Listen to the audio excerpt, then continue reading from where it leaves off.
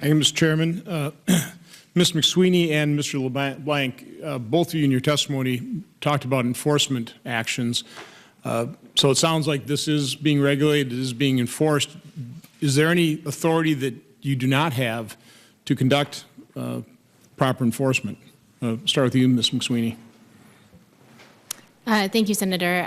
I think we are using the enforcement authority that we have appropriately to combat scammers, and we do have adequate authority. I'd note there's no civil penalty authority in this area for the FTC, but we have been able to take action to stop conduct and to get consumer redress. Mr. LeBlanc, do you feel you have full authority? Is there anything else you would need in law? Senator Johnson, we are right now at the Commission looking at promulgating revised rules with respect to cramming. Those rules are asking questions about whether or not to block all third-party charges, whether to permit opt-in, whether to apply the same truth in billing rules that we use in the landline context to the wireless context. We look forward to the resolution of that in the next several months. That would offer us new opportunities to look at new avenues that we would have. But again, you're going to write the regulations. You believe you have the authority to write those regulations and enforce them? Yes. Mr. Altshuler, would the industry challenge that authority? We have filed comments questioning the FCC's existing authority over non-telecommunications services and billing for such services. I noticed in Mr. LeBlanc's prepared testimony, he rests his authority, or the Federal Communications Commission's authority, over billing in Title II of the Communications Act.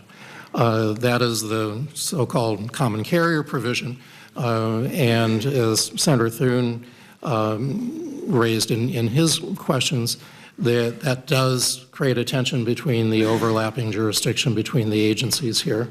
So you would question the authority then that, in order to resolve this by regulation, there may be I think that this is without detouring into the whole debate about net neutrality and what should be Title II and not Title II, whether billing services for non-communication services are properly characterized as a communication service or not could stand to be clarified, yes. In both the testimony of General Sorrell and I believe Mr. LeBlanc, they both claimed that the majority of third-party charges were cramming. Do you agree with that? I don't, in my role in the association, have visibility into the universe of charges, but no. I think that there have been many, and I would say the majority of charges have been charges that consumers have accepted and opted into. And, I'm not denying that there has been cramming and that any cramming is too much cramming. But you think that may be an overstatement, that the majority of third-party charges are cramming? That strikes me as an overstatement, yes. What type of standards or what type of screening does the industry, do the carriers provide to try and limit this?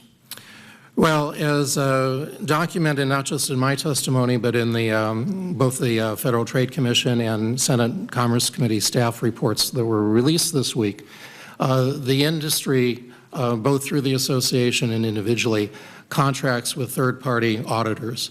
The auditors do three kinds of auditing of every premium SMS and standard SMS message. They monitor the marketing to make sure that the marketing has all the necessary disclosures, doesn't misuse the word free, and provides meaningful notice and opportunity to consent and opt in. Let me just stop. Those disclosures can be very long, right? They and probably contained in a very long statement that people just click. Well, the Federal Trade Commission actually has published some very helpful guidance on how to use the word free, how big the asterisk has to be, and we have boiled down these disclosures so they can fit on the first screen that the customer looks at. And the Florida Assurance of Voluntary Compliance, which is a form of consent decrees, really specify how these can be done in a way that at least the Florida AG thought would protect consumers. Okay, I interrupted you.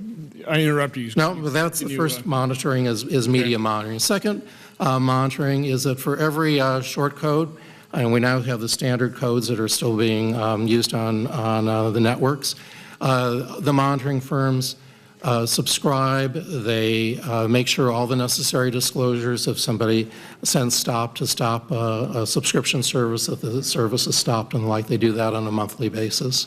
And finally, the industry has added last year vetting of every applicant for a short code, because we were frankly deceived and burned by a scheme where repeat offenders hid their identity, went around the United States, used mailbox, post office boxes, and employee names rather than corporate names to get additional codes when their prior codes have been cut off. So now we confirm that every applicant is a brick and mortar operation. We can find them in established directories on the internet and so on. So those are the three kinds of monitoring the industry does for SMS messages. And I understand it's very similar to the monitoring carriers are doing for direct carrier billing. Okay, well, thank you. Thank you, Mr. Chairman. Thanks very much. Senator Nelson.